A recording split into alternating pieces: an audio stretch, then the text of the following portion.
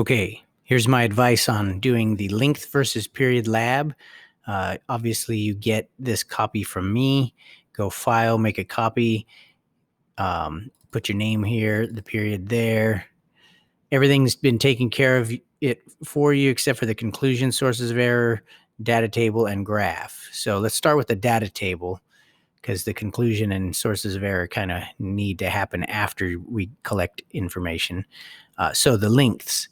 Um, a lot of you, I imagine, just have your tabs set up like this and you just go back and forth, and that works. But there's a better way to do it. If you pull down on this, it creates a separate, window. Then, if you do split screen, and I'm not sure exactly what the keyboard shortcuts are on Google Chrome, but if you hit Windows key left arrow, it throws it to the left side. Then you click over here and go Windows key right arrow. So now we've got side by side, browsing or whatever. And let me see, how would you do split screen on Chromebook? One of the windows, blah, blah, blah, drag to the left side, repeat for the second window. I just don't know what, there's got to be some keyboard shortcuts, but either way, you can just manually resize them. It's just quicker to be able to do it with a keyboard shortcut because then it's perfection. But anyways, how we do the lab now that we have it side by side like this, we need to change the length of the string. So let's look at what our range is. And lucky for us, they've got 0.1, 0.2, you can see right there, 0.3, 0.4, all the way up to 10, I should say, 1.0. So there's 10 positions that we can put this thing in, and they are 0.1, hit tab, 0.2, hit tab, 0.3.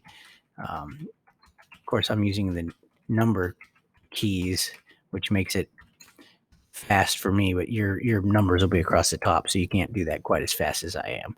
But either way, you'll catch up. Now, I'm going to pick 45 as my angle, and I'm going to have it be the same every single time. That's really important that you understand that if you're trying to prove that the length of the string causes the period to be whatever it's going to be, you can't change anything other than the length of the string every time. So because I chose 45, I obviously can't leave it like this or it won't swing at all, right? So I got to pick some angle, and as long as it's the same every single time, we're good. If I change the angle at all, then I'm not proving that the length of the string is responsible for the period. I'm introducing an unwanted variable, and it's going to confuse whoever reads this. They're going to think, okay, they're trying to prove that the length of the string is affecting the period, but they're also changing the angle. How do they know the angle isn't also affecting it? And as we learned from our last lab, the angle does have some effect on it. So let's make sure you don't have to pick 45. You can pick 10 as long as it's 10 every single time. All right, so let's set this up. We turn this on, and then we let it swing. And we get 0.6597, so 0.6597. Hit tab, and it jumps over the next cell, and then we go to 45. Again, back so that everything is the same every time, except for the length of the string. We need to increase that. So then we do this, and we've got our second number. Write it over here. Then we pause it, set it up at 45 again, change the length of the string, turn this on, and we just keep going. And as you can imagine, you should be done with this rather quickly.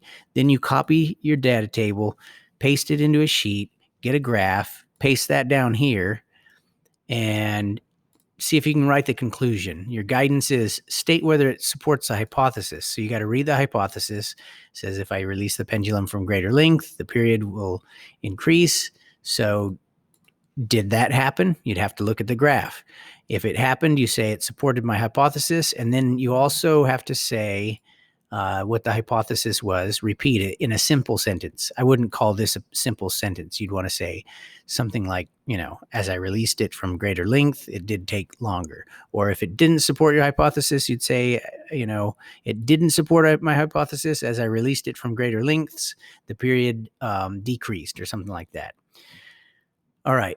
Sources of error, just imagine, friction in the pivot point, air resistance in the room, releasing it from exactly the same angle. I think a lot of the source of error would be exactly the same as the last pendulum lab we did. So those are my tips on how to do this, and I hope you get it done quickly and correctly.